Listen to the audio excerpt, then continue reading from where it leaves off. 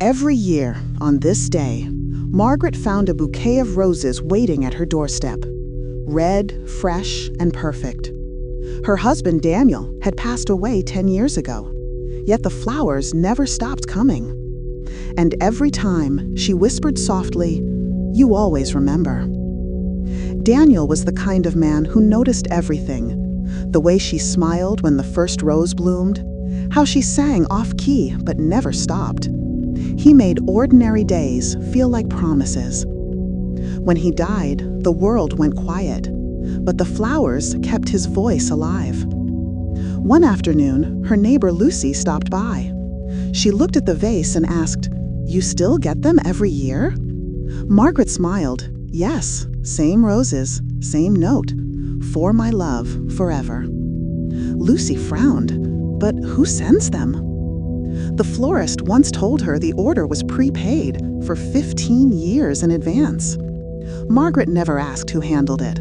Some things, she believed, were meant to stay magical.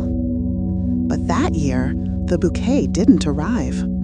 The doorstep was empty. The silence in the house felt heavier than usual.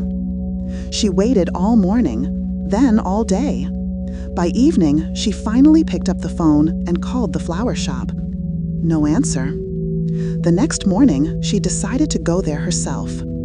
The shop was small and old, filled with the scent of faded roses. Behind the counter stood a young man, nervous but kind. "You must be Mrs. Bennet," he said softly. "My father owned this shop before he passed. He told me if he ever couldn't deliver your husband's flowers, to give you this." He handed her a sealed envelope. Her hands trembled as she turned it over. For a long moment, she couldn't bring herself to open it.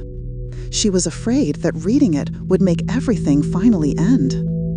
When she did, her breath caught in her throat. It was Daniel's handwriting. The letter read, "My love, if you're reading this, it means my flowers have finally stopped coming. But that's not goodbye. It's your turn to grow them now. Plant roses in our garden.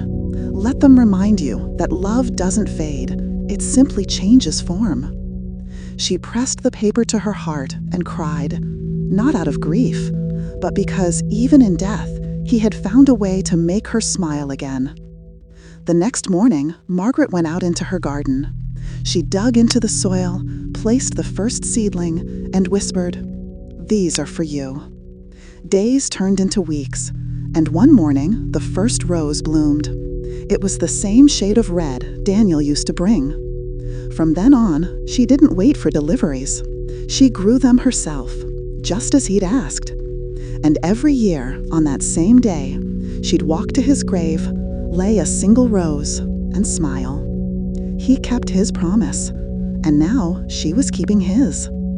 True love doesn't end when life does. It blooms wherever the heart remembers.